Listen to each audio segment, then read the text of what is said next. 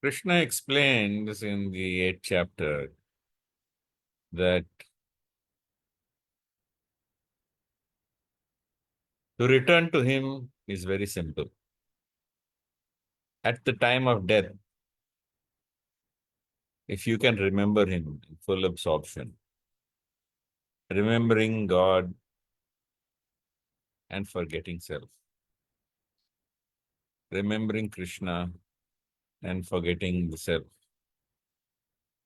then you spontaneously, naturally, effortlessly go back to him. Now, the Bhagavad-Gita is like the New Testament. There is in the Bible, there's the Old Testament and the New Testament. The Old Testament is what existed before Jesus.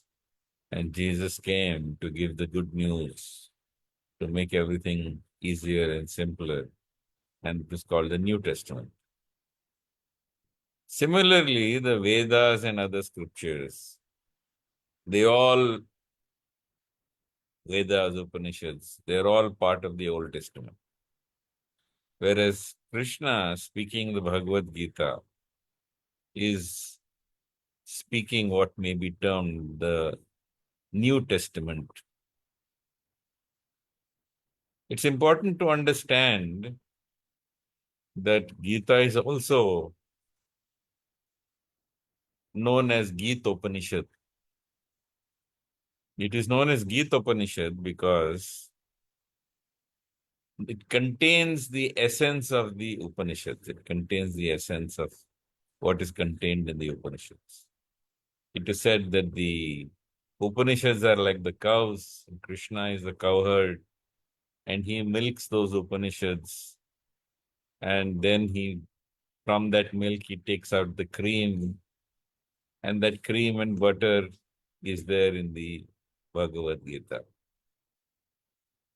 But so that Krishna's credentials may be known and established, that Krishna is aware of what is earlier traditionally known as the ways of leaving the body. Krishna in the Bhagavad-Gita begins to explain that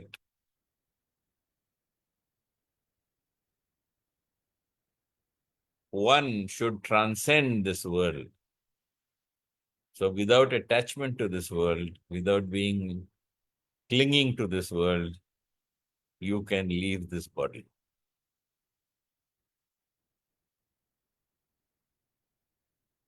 In the 8th chapter, 16th verse, Krishna points out that Abrahma Bhuvana Loka Punaravartino Arjuna Mam Upetya Tu Kaunteya Punarjanmana Vidyate. That right from the topmost planet of Brahmalok downwards, there are places of misery where repeated birth and death takes place. But one who comes to my abode, O son of Kunti, never takes birth again. So at the time of death, depending upon whom you have worshipped, whom you have been absorbed in, whom you have been devoted to, you take that path. For example, in the 9th chapter, 20th verse, Krishna explains that those who follow the Vedas and offer their oblations to Indra, who is the chief of the Devatas, they go to his abode. Traividya mam soma paputa papa yagner ishtva swarga gatim prarthayante te punyam asadhya surendra lokam ashtanti divyan divi deva bhogan. So those who are inclined to following karma mimamsa, as described in the Vedas, worship the Lord through ritualistic karmic sacrifices as described in the Vedas.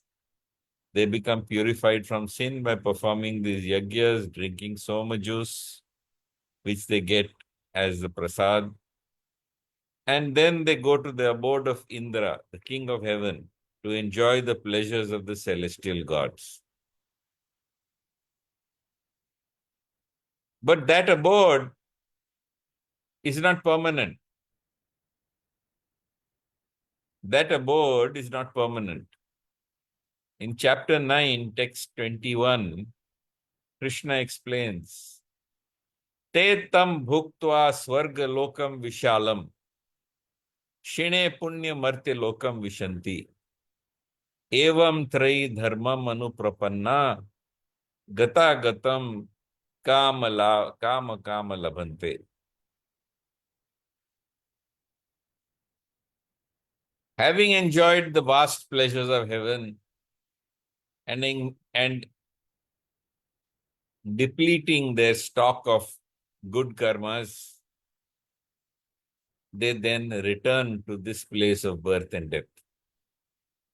So those who follow the Vedas, perform Vedic rituals, desiring objects of enjoyment, they repeatedly come and go in this world. Krishna has explained this also earlier. Bhoga Ishwarya Prasakta Nam Taya Partha Chetasam Vyavasayatmika Buddhi Samadhavana Vidyate. Those who are attached to enjoyment, Bhoga, Aishwarya, wealth, Shruta, knowledge, Shribir, beauty. So these people, Krishna explains, they do not have the resolute determination by which to come back to God and to become free from the cycles of birth and death.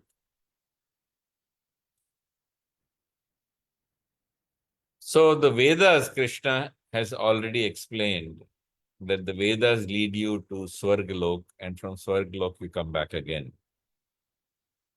But those who worship Krishna, they come to him. Yanti deva vrata devan pitran yanti pitrvrata bhutani yanti bhuteja yanti madhyajno api mam. So those who worship the devatas, they go to the abode of the devatas. Those who worship the pitris, they go to the abode of the pitris. Those who worship the ghosts and spirits go to the abode of the ghosts and spirits. But those who worship me, Krishna says, they come to me. And he is repeated in this 8th chapter. Abhrama bhuvana loka punaravartino Arjuna. Mam upetya tu kaunteya punarjanmana vidyate. Right from Brahmalok downwards, you simply have to come back. But those who come to me, Krishna says, they never return. And while Krishna has mentioned in the 9.21 that you have to come back from Swargalok, in 9.22, Krishna explains that indeed, Ananyas chinta yanto mam ye janah paryupasate tesham nityabhyuktanam yoga kshema vahamyam. That those who are always absorbed in me, engage in exclusive devotion to me, those who are completely absorbed in me, I preserve all their spiritual credits and I provide what they lack. Very often this verse is misquoted as talking about material provision. When you say yoga kshemam vamiyam, they are saying that, oh, this means that God will provide whatever you need in this world. Yes, he does. There's no doubt about that.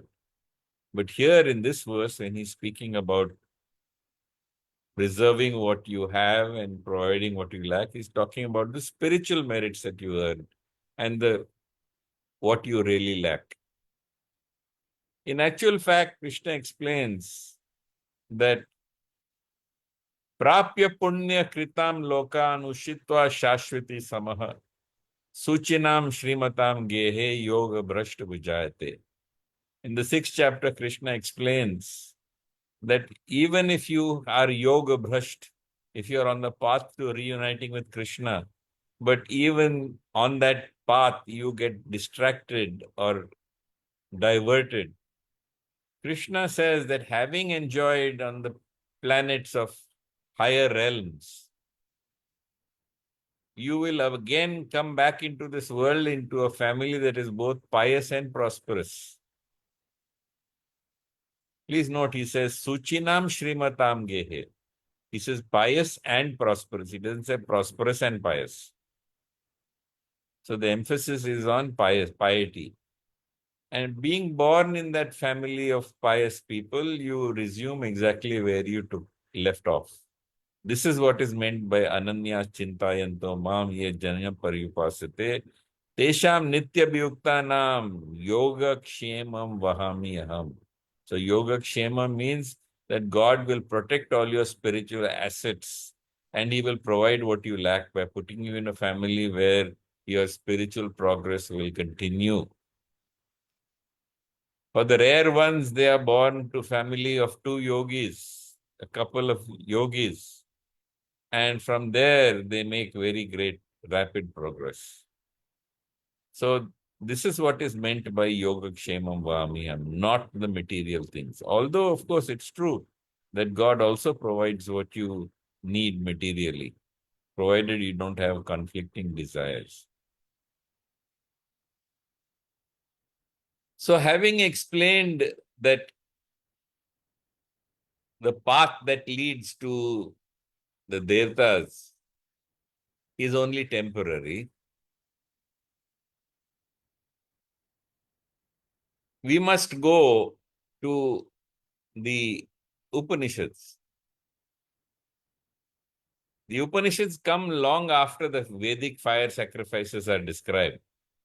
They are philosophical works that come towards the end of the Vedas.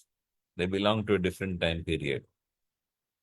And you will see that there are two Upanishads which Bhagavad-Geeta quotes.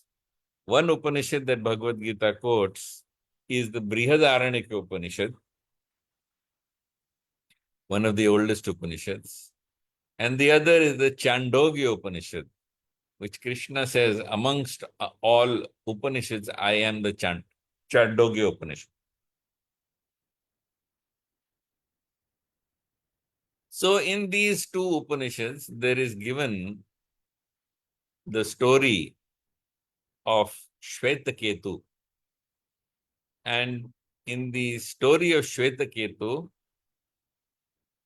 Shvetaketu goes, after having graduated from his ashram, where he had gone for learning, and he came to an assembly of Panchalas. And the reigning king at that time was Pravahana Jaivali. So having reached him, he subjects himself to questions from Raja Pravahana Jaivali. And Raja Pravahana Jaivali asks him 5 questions to gauge his understanding before imparting Brahma Vidya. And these famous 5 questions are, from this loka of experience, that is from this world, where do people go after death? The second question is, how do the dead come back? At what point do the paths of Devayana and Pitrayana, the Devayana is the path of salvation, liberation, returning to God, to Brahman, and Devayana and Pitrayana, which is the path to Pitralok, from where you come back. Why do fewer Jivatmas attain Pitralok?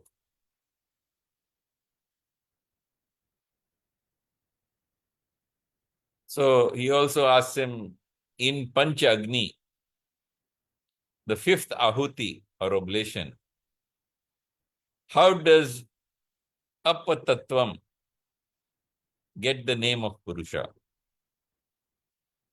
So Indeed, Shvetaketu is unable to answer any of the 5 questions.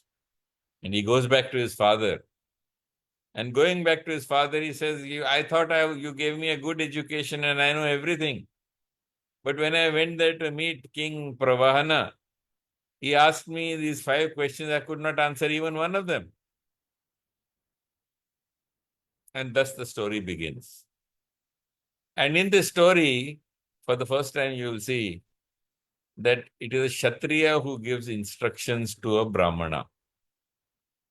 Because the father also comes for instruction.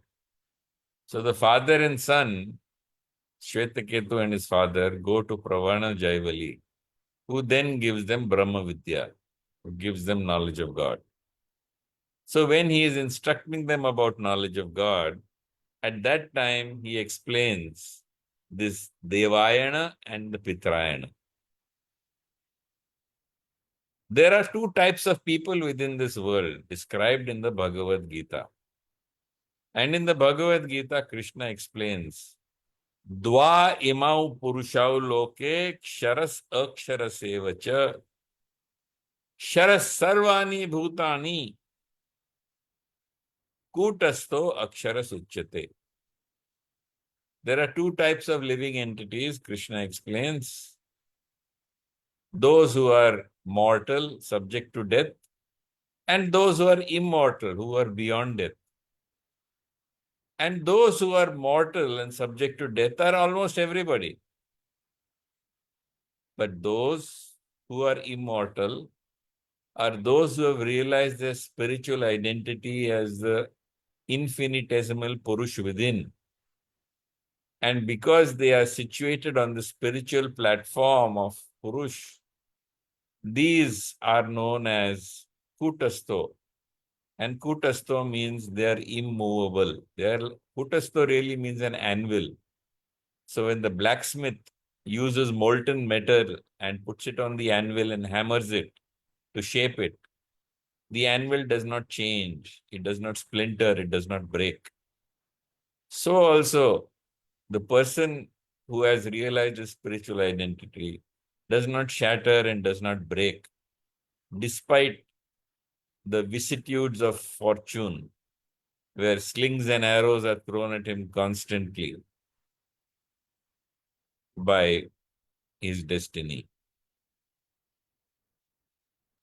So Krishna explains that that path which is taken by those who are mortal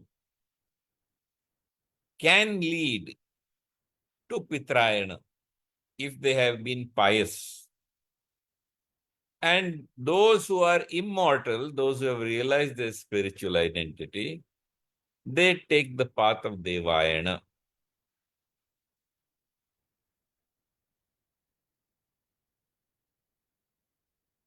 So Krishna explains both of these to him in summary. But in the Chandogya Upanishad, it is clearly described in greater detail.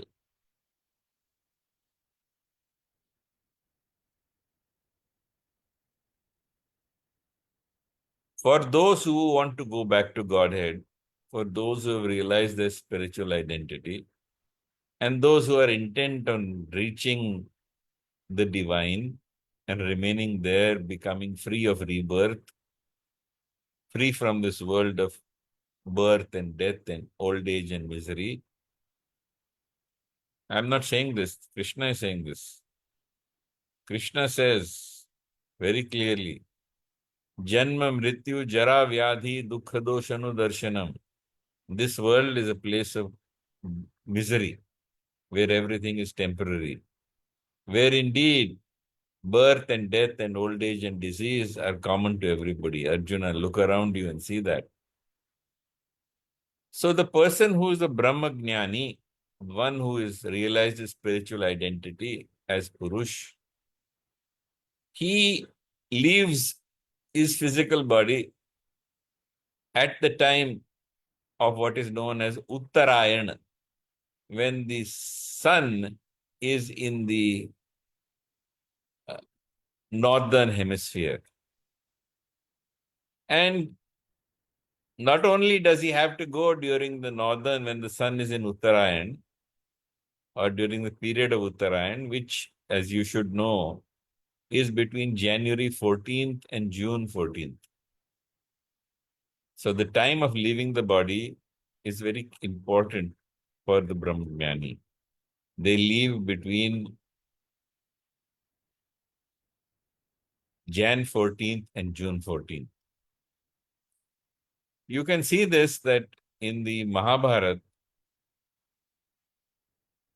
we have Bhishma, who is lying on a bed of arrows.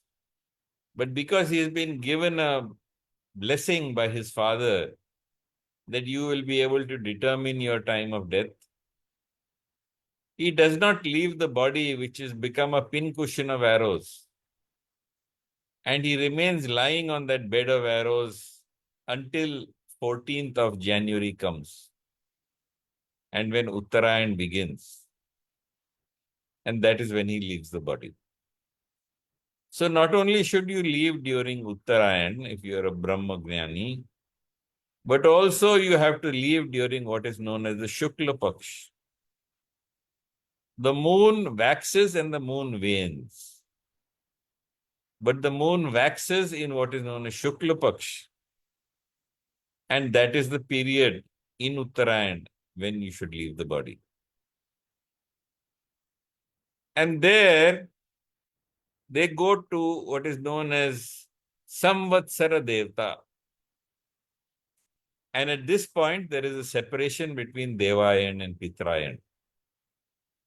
And through the Samvatsara Devta, he reaches Aditya Loka, which is the passage for the Atma to go to liberation. And then it is carried by the Devaduts who carry it to Parabrahma, that is to the Lord, Krishna.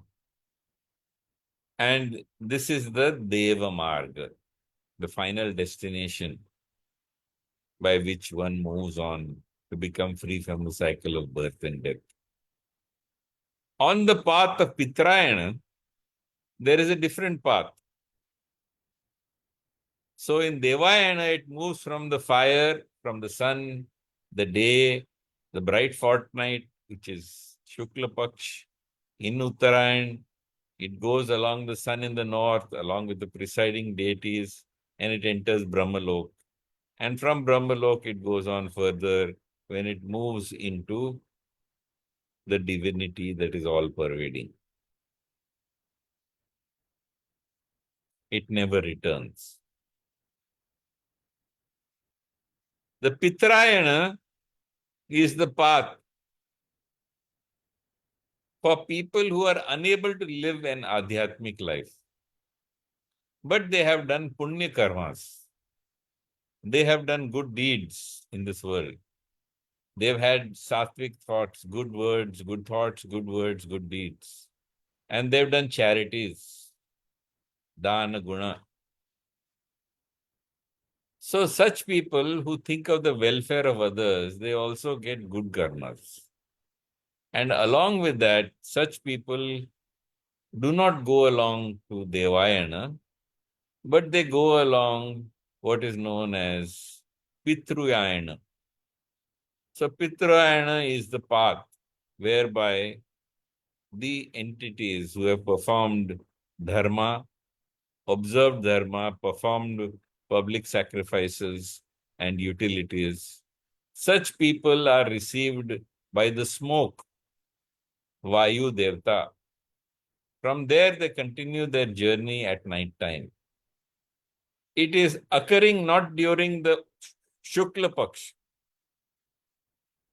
but during the Krishna Paksh. So just like you have the path of Devayana, which occurs during Jan 14th to June 14th, from June 14th to Jan 14th is a period which is known as the path for those who are on Pitrulok. So on this path, they leave during the Krishna Paksh, that is when the moon is waning. And they do not meet with the Vatsara Devta. They reach Pitrulok, and from Pitrulok, they move to Akash, they go to the moon, and then from the moon, they return to this earth. How do they return to this earth?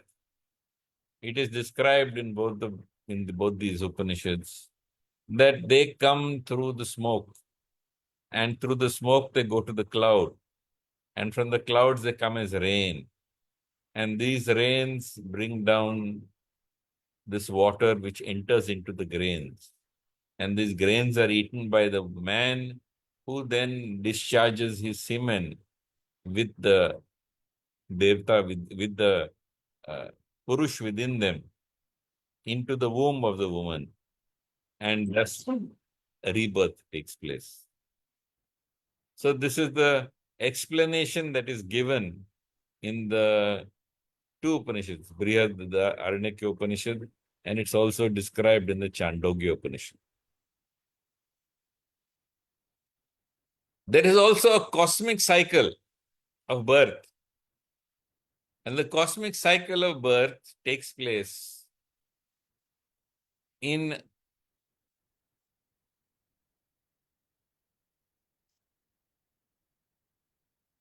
the cosmos, where the living entities, they live during what is known as Brahma's day. And at the time of Brahma's night, all living entities who have not attained salvation are carried into what is called hibernation. And then when the day comes, when Brahma's night is over and Brahma's day comes, once again, it becomes manifest. You will see this in chapter 8. Krishna explains that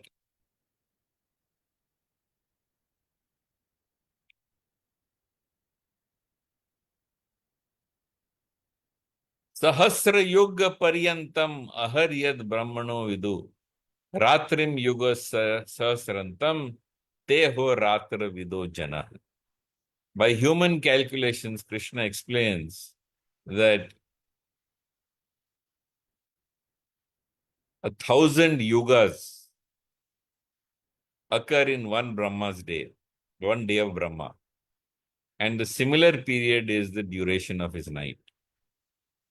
So, for those who are a little interested in understanding this cosmic cycle, the Satyug lasts for 1728, 1728 million years. In Treta Yuga, it is 1296 million years. In Dwapar Yuga, there is 864,000 years. And finally, in Kali Yuga, you have 5,000 years. The Yuga that we currently live in. And in fact, if you go to see, Satyug is 1.728 million years, Treta Yuga is 1.296 million years, Dwapar is 864,000 years, and Kali Yuga is 432,000 years. And 1,000 of these forms a day of Brahma. So that's exactly 4.32 billion human years is called one day. And each day of 4.32 billion years is called a kalpa. And one day and one night, because night is the same duration, are 8.64 billion human years. And there are 360 days and same number of nights in a year of Brahma. And the age of Brahma is going to be 100 years. So the total age of Brahma is called a Mahakalpa. This Mahakalpa is 311 trillion 40 billion years. But indeed, it has been described that this 311 trillion 40 billion years, or one lifetime of Brahma, is the duration of one breath of Mahavishnu. So when Vishnu exhales, thousands of universes emerge, and one Brahma is born in each universe. And Vishnu inhales, all universes get sucked up, and Brahma passes away. So this has been the traditional cosmic cycle that occurs.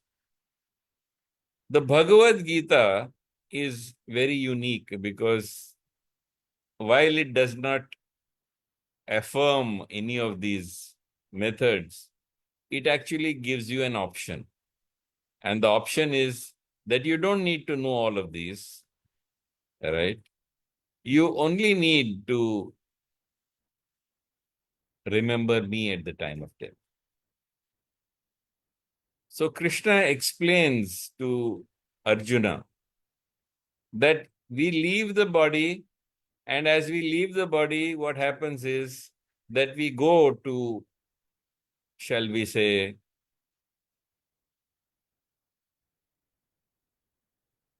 different paths. But one who knows these paths, who understands these paths, is not bewildered and is not frightened. The path of the advanced yogi also requires some gymnastics. It requires one to sit in a position with all 9 gates of the body closed, with your pran focused between your eyes. And at the time of leaving the body, the pran should be focused on the top of the head, which is known as the Brahmarandhara, which in babies you can feel as the posterior fontanelle. And concentrating your pran on the posterior fontanelle, or the area of the posterior fontanelle, with your mind focused in your heart, you have to loudly chant Om.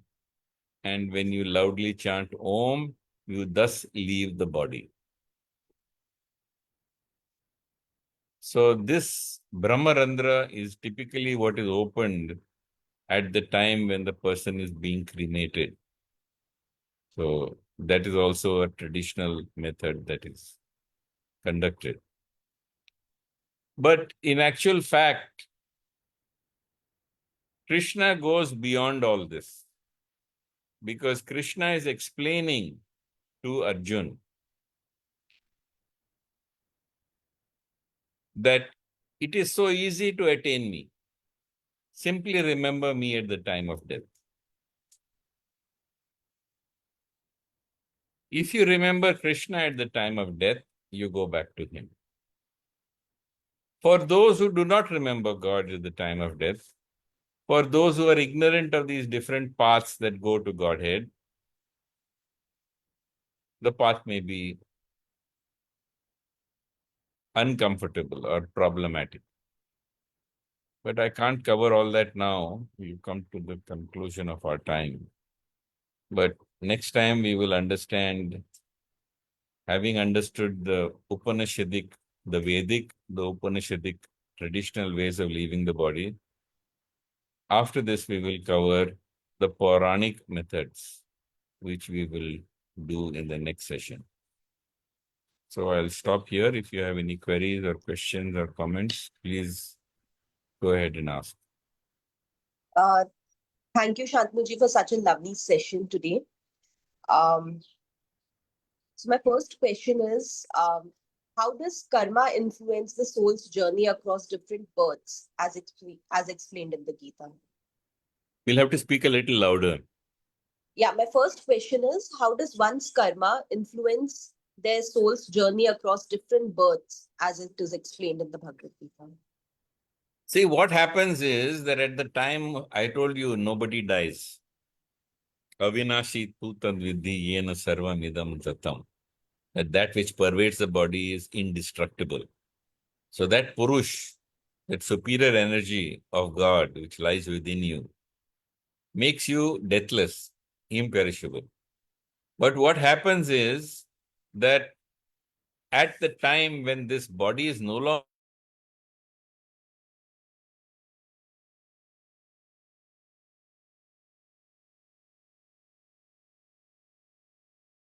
useful for fulfilling your desires, and or God has another plan for you, you leave this body. That is, who leaves the body? The individual soul leaves the body.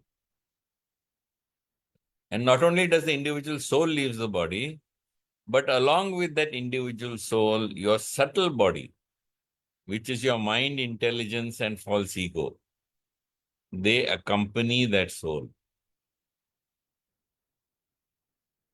And because they accompany that soul when they leave the body, that subtle body, as they call it, contains within it what is known as the Linga Sharir, or the causal body. And that causal body, which lies within, is a bundle of your unfulfilled desires.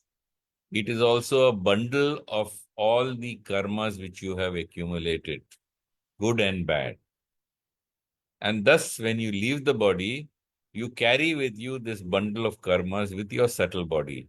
And both of these force you to take another birth. Is it clear? Yes. And the next question is, how can one consciously influence their transmigration route as per Krishna's teachings?